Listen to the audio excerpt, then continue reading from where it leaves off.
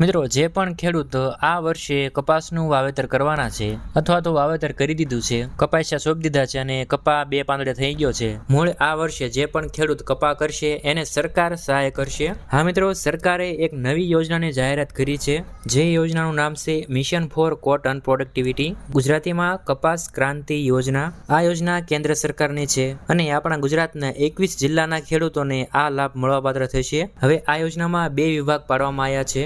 એક વિભાગ છે એમાં 2 હેક્ટર દીઠ 27,000 રૂપિયાની સહાય આપવામાં આવશે, જ્યારે બીજો વિભાગ છે એમાં 2 હેક્ટરની મર્યાદામાં 14,000 રૂપિયાની સહાય આપવામાં આવશે. હવે મિત્રો, એ પ્રશ્ન કે આ ખેડૂતને સહાય લેવા માટે શું કરવું પડશે અને કયા કયા જિલ્લાના ખેડૂતોને આ લાભ મળવાનો છે, મિત્રો એ જાણતા પહેલા મારી એક વિનંતી છે કે તમે વિડીયોને લાઇક કરજો, ચેનલ પર નવા હોય તો ચેનલને સબસ્ક્રાઇબ કરજો.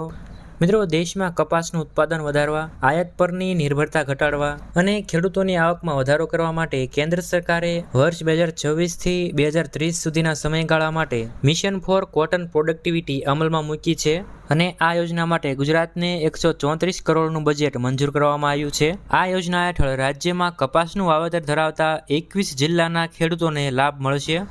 આ 21 જિલ્લામાં રાજકોટ, સુરેન્દ્રનગર, અમરેલી, ભાવનગર, બોટાદ, મોરબી, જામનગર, દેવભૂમિ દ્વારકા, જૂનાગઢ, બનાસકાંઠા, પાટણ, મહેસાણા, સાબરકાંઠા, અરવલ્લી, અમદાવાદ, ખેડા, વડોદરા, છોટાઉદેપુર, ભરૂચ, નર્મદા અને કચ્છ. તો એ જિલ્લામાં કપાસનું વાવેતર મોટા પાયે થાય છે. હવે મિત્રો, કે આ યોજનાનો લાભ લેવા માટે પાત્રતા શું હોવી જોઈએ? તો મિત્રો, આ યોજનાના 2 ભાગ છે.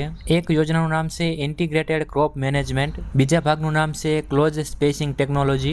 આ જે ઇન્ટિગ્રેટેડ ક્રોપ મેનેજમેન્ટ યોજના છે એમાં ખેડૂતને વધુમાં વધુ 2 હેક્ટર દીઠ 14,000 રૂપિયાની સહાય આપવામાં આવે છે. અને મિત્રો, આ સહાય નિદર્શન સહાય છે, એટલે કે આમાં તમને કોઈ રોકડ પૈસા નહીં આપવામાં આવે.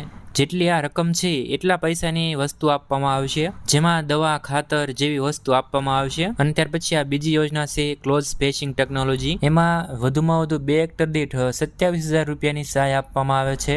મિત્રો, 1 હેક્ટર એટલે 6.25 વીઘા જેવું થાય છે. હવે તમે હિસાબ કરી લીજો કે તમને કેટલી સહાય મળશે. હવે એમાંય તમને એક પ્રશ્ન રહેશે કે આ 2 યોજનામાંથી શેમાં ફોર્મ ભરવું? તો મિત્રો, એમાંથી આ પહેલી યોજના છે ઇન્ટિગ્રેટેડ ક્રોપ મેનેજમેન્ટ. તો એ સહાય માટેની લાયકાત કે તમે જે કપા કરવાના છો અથવા તો ઉગાડી દીધો છે, તો એ કપાસના છોડવાનું અંતર 90 બાય 60 સેન્ટીમીટર હોય તો તમારે આ ઇન્ટિગ્રેટેડ ક્રોપ મેનેજમેન્ટ યોજનામાં અરજી કરવાની રહેશે. મિત્રો, આ 90 સેન્ટીમીટર રહ્યું એ 2 સહાની વચ્ચેનું અંતર છે. 90 સેન્ટીમીટર એટલે કે 3 ફૂટ જેવું થાય. અને જે આ 60 સેન્ટીમીટર છે એ 2 છોડની વચ્ચેનું અંતર છે. 60 સેન્ટીમીટર એટલે કે 2 ફૂટ જેવું. તો એ છોડ વચ્ચે અને સા વચ્ચેનું અંતર 3 બાય 2નું હોય તો તમે આ પહેલી યોજનામાં ફોર્મ ભરી શકો છો.